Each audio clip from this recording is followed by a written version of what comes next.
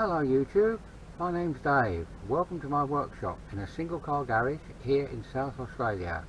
Come on in and let's see what we can make. Hello and welcome back to the third video in this trilogy about my Grenby surface grinder. Today there's just going to be a story, so I've decided to come in comfort and sit here in my office and tell you the story rather than standing outside in my workshop. Now, as before, this is all going to be all chat, I'm sorry to say. So I'm now about to tell you the story of how and why I bought the surface grinder, and there'll be plenty of still photographs at the end. Now, I think it would be a good idea if you grab yourself a beer or a coffee, find yourself a nice comfortable chair, sit back and close your eyes as I tell you this story of the grinder. Once upon a time, in a land far, far away, which is Australia actually, I decided that as it seems to be the in thing at the time for home workshops on YouTube, to actually own a surface grinder. Several YouTube contributors had recently purchased or acquired a surface grinder. Michael Murray in the USA, A-Bomb in the USA, Mr. Crispin in the UK. So I thought, well, I don't want to lose out on not being the owner of the in thing at the moment. So I decided to visit my local machinery stockist to see what he had in stock. But there was nothing suitable second hand. But he was agent for Taiwanese imports, and I had a look at their manual surface grinder. I'm really pushed for space in it, only being a single garage. You know, so I mean, I would have loved a Jones and Shipman 540 or whatever, but you know, I had to be realistic. So you know, it had to be something small on its own self-contained cabinet, and that I could actually fit in the garage. So I looked at this manual surface grinder was there, and I was quite impressed with it, except when it came to the price. I mean, it was about $5,000 dollars. So I thought, well, there's no way that I'm going to lash out for something like that perhaps may not even use.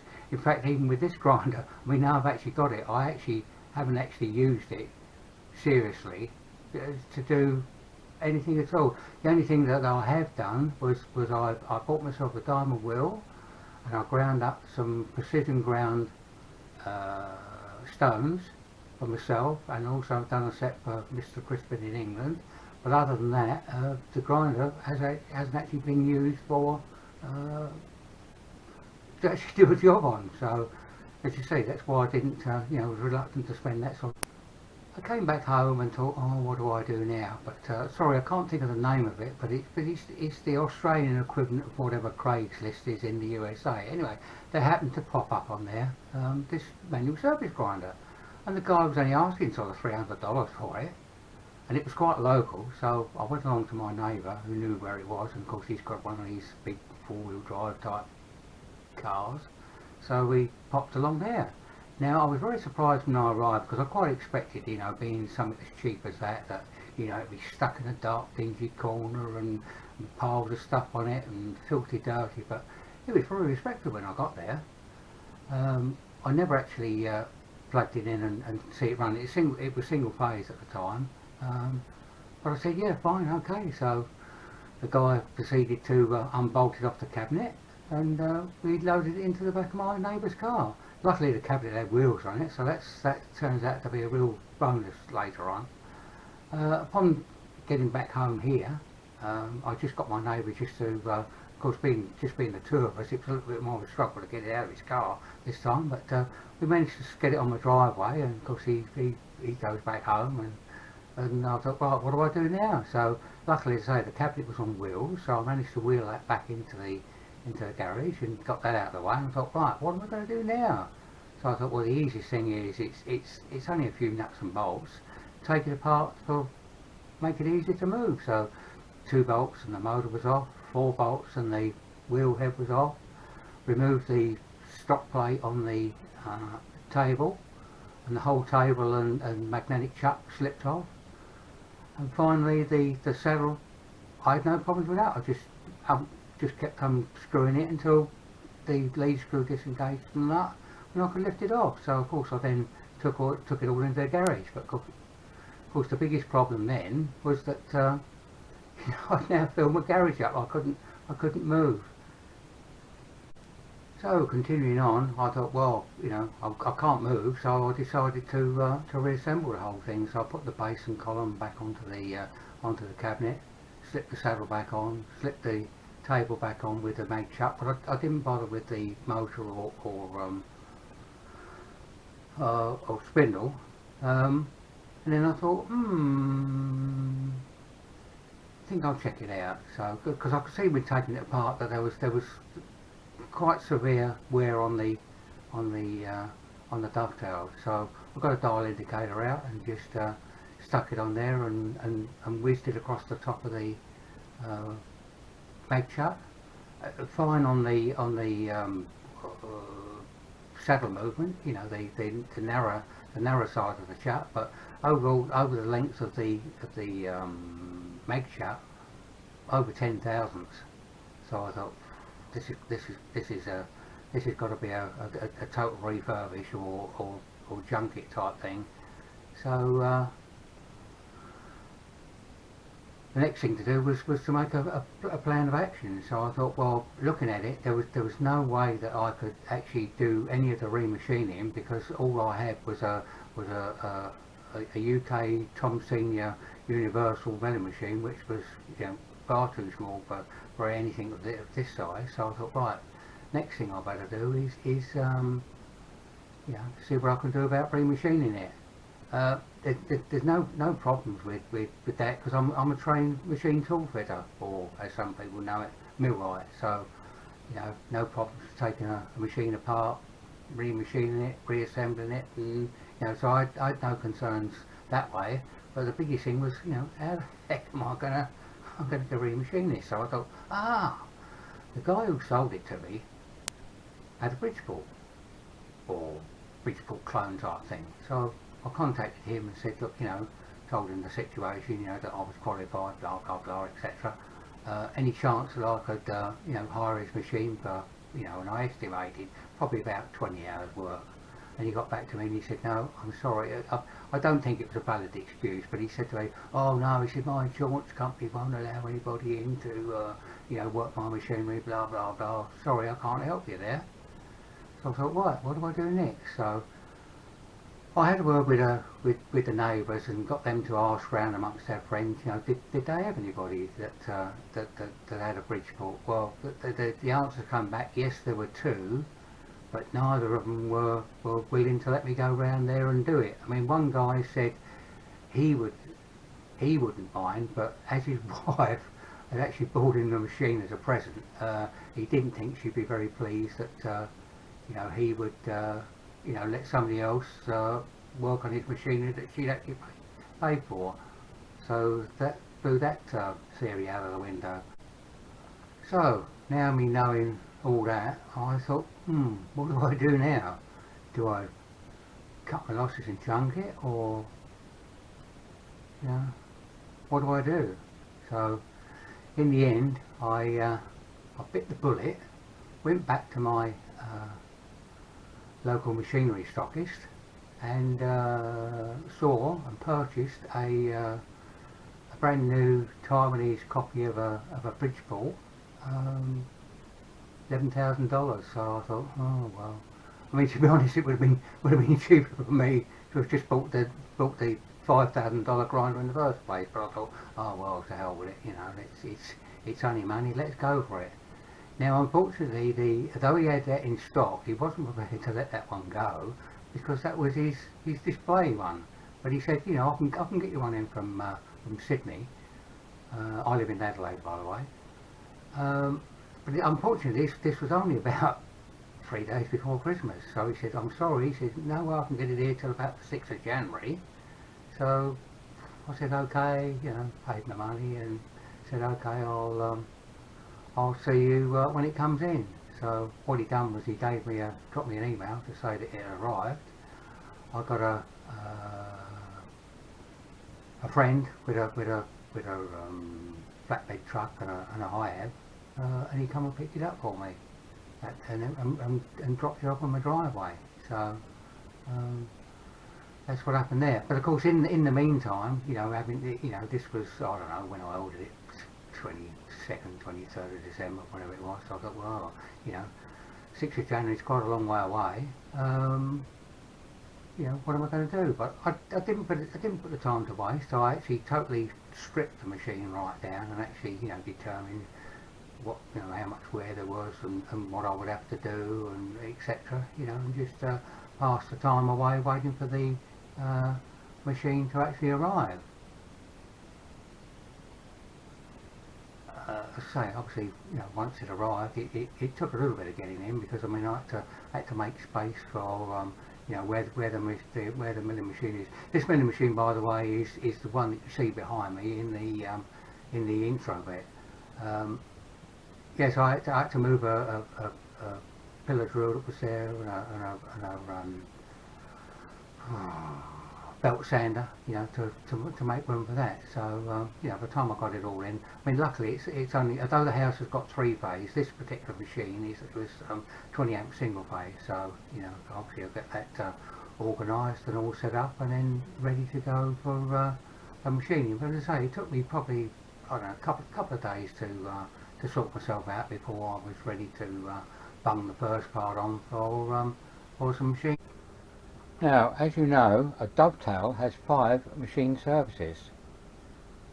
2 bottoms, that's this side and the other side, 2 sides and the top. Now, depending on its application, it only ever touches on 3 or 4 of those surfaces, and in this case, on this lathe, typical lathe slide and a Bridgeport, etc., it's bottoms and side, and this piece here, that is clearance. Not touching there at all. Now I'll just swing you around to the other option. Now this is on my hard-inch lathe, which is a flatbed dovetail, and in this instance it's fully bearing across here and down both sides, but there is absolutely nothing underneath. Now you may be saying to yourself, why am I bothering to tell you this? Well, this is all very relevant later in the story when I come to describing and remachining the dovetails on the surface grinder. Just thought I'd give you this little bit of snippet of information. Now my biggest machining hurdle was setting the saddle up. You know, obviously, you know, it had to be lined up, propped up, square, and all the rest of it. You know, all this malarkey. Was to actually get the dovetails sorted out. Now, as in the previous clip shows, a dovetail doesn't touch on all its surfaces, but of course what actually happened with this machine, and of course being 1941, it's seen a lot of service, the normally mating surfaces of the dovetail had worn down so much that it was now actually touching on the part that should have been clearance. So it was a real lot of wear that I had to sort out. So but as you say, as you see in the stills later, you know, sorted it all out, put the right clearances back in, you know, remilled in the oiling grooves, etc.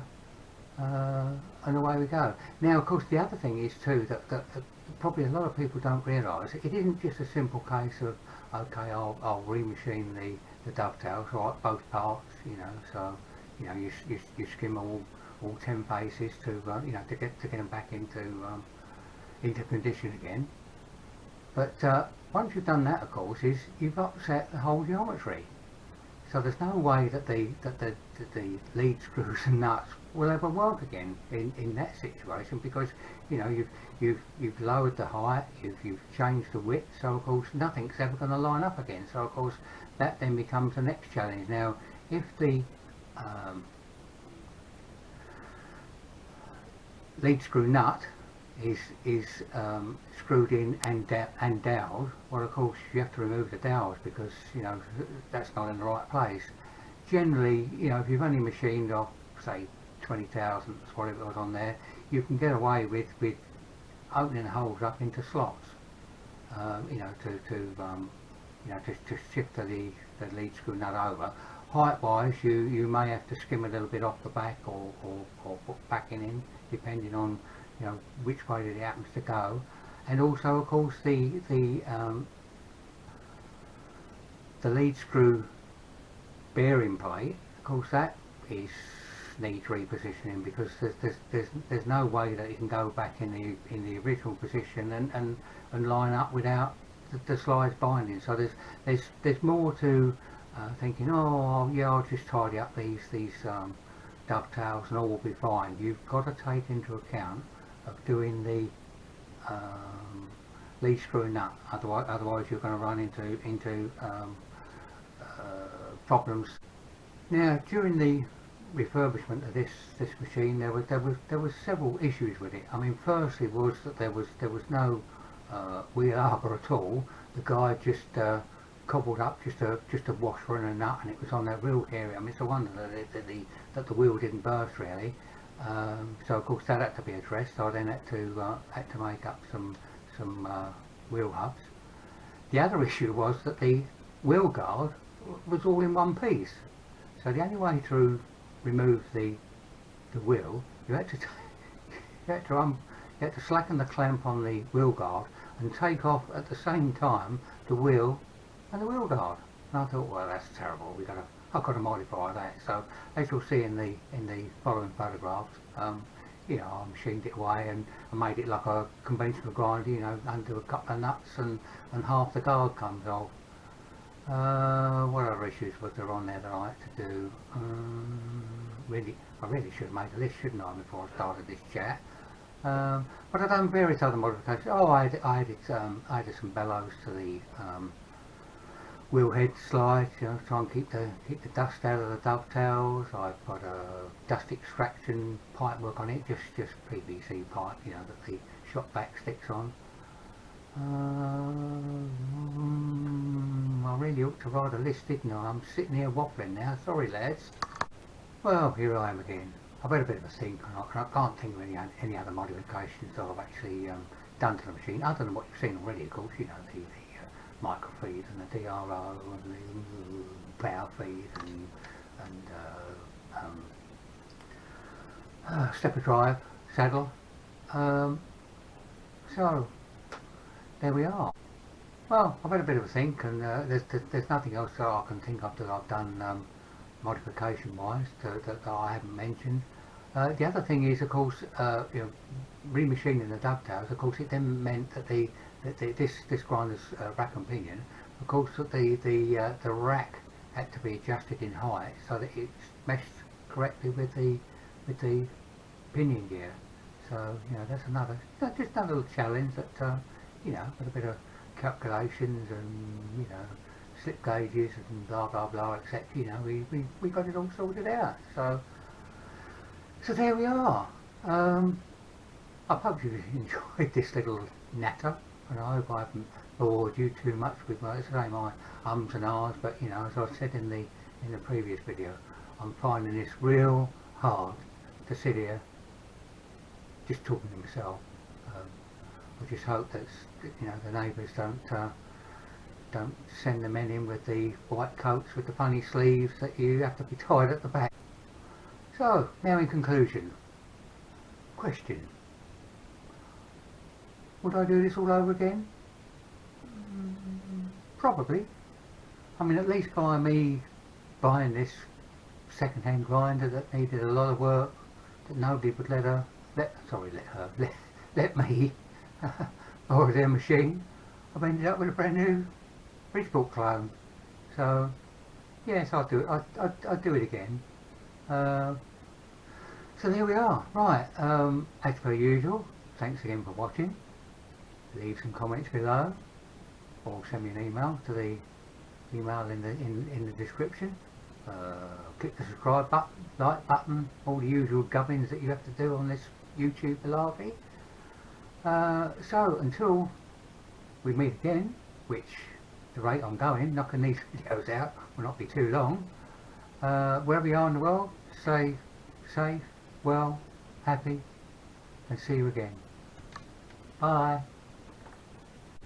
Oops, me again. Sorry, I forgot to mention, don't forget to stay tuned for the very, very, very, very long slideshow now at the end. Bye, have fun. There's my hand,